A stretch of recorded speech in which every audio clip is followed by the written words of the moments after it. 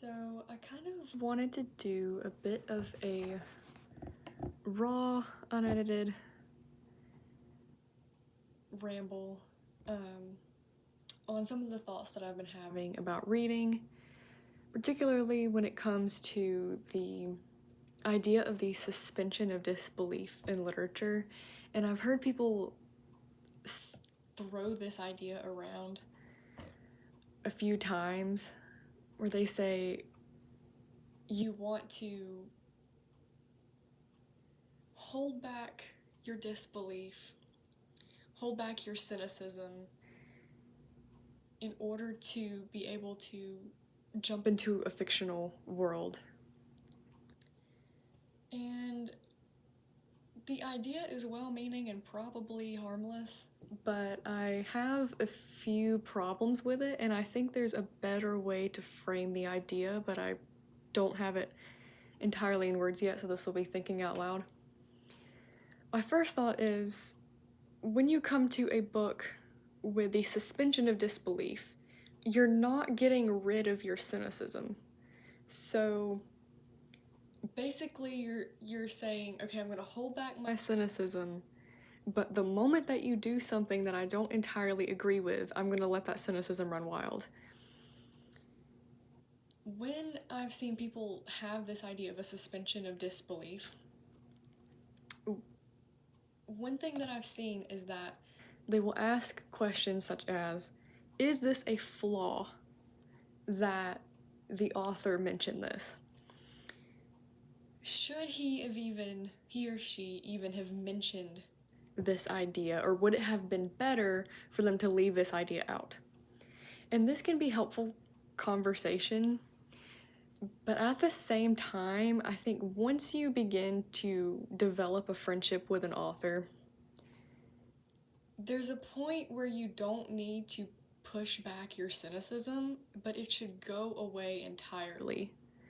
So instead of saying, I'm going to hold back my doubt when I'm reading Dostoevsky for the third time,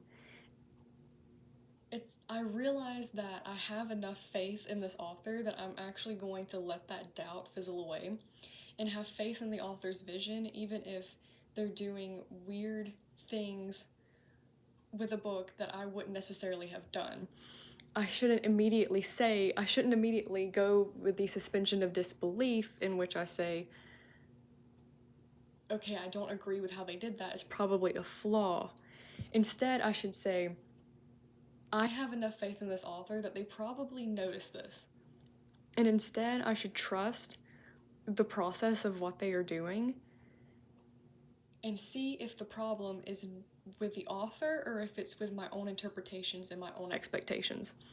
Especially if we're reading to get outside of ourselves,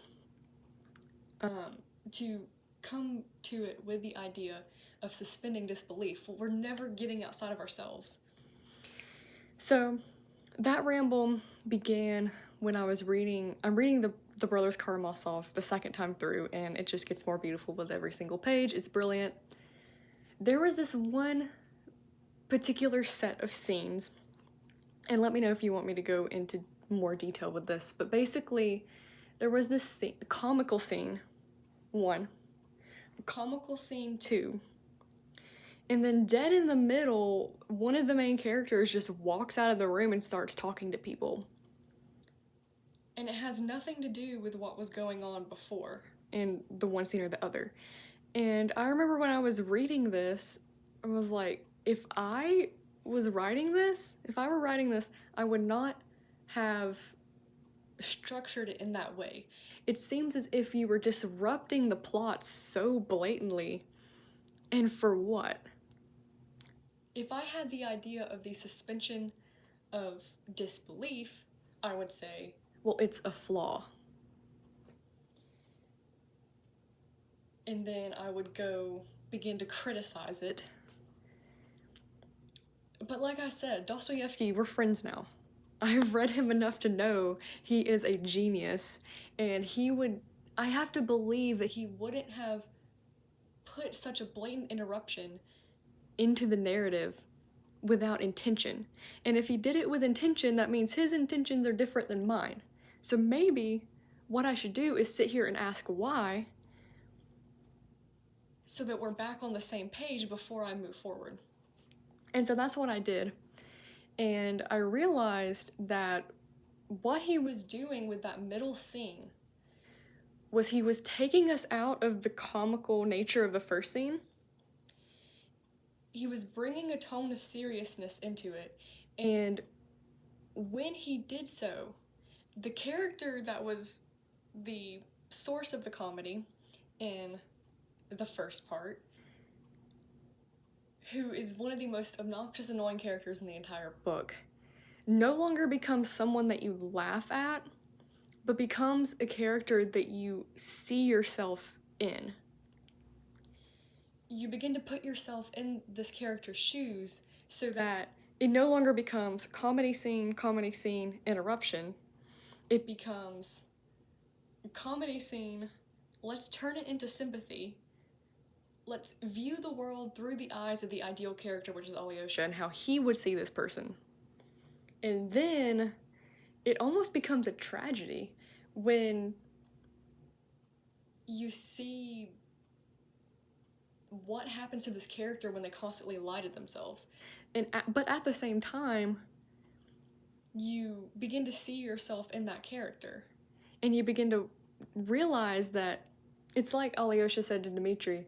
He said, okay, maybe your faults are way up here on the ladder, but even if I'm on the bottom rung, I'm still on that ladder. So part of your faults live in me as well. And it was through this character that was going on this boring ramble that I thought was just interrupting the comedy. So if you, again, have the suspension of disbelief, you would have stopped there, criticized it, said it was a flaw because it didn't fit in with your intentions. But when you view it through the lens of, I believe that this author is doing this intentionally, not only does that little 3-part structure start to make sense, you begin to view characters in entirely different ways just from the structure. This is not even, this is nothing fancy. It's just the literary structure and checking in with your emotions in the plot and seeing how you relate to different characters, and then connecting them through the structure to other characters. And once you do that, you begin to see, okay, this 3-part structure now begins to fit in with the entire narrative. And this 3-part structure was the training ground for how Dostoevsky intended to form the entire plot and how he intended for you to feel about and react to things. So if you want me to go more in detail on how I came to that conclusion in this book in particular, let me know. But I particularly would like to know your thoughts on this. Have you had an experience in which you decided to have faith in an author's vision instead of disbelief? Do you see the suspension of disbelief as a helpful term or not? And any other thoughts or questions, I would like to start a discussion in the comments. But other than that, I hope that you have an amazing reading journey, and I wish you joy in your pursuit of wisdom and wonder.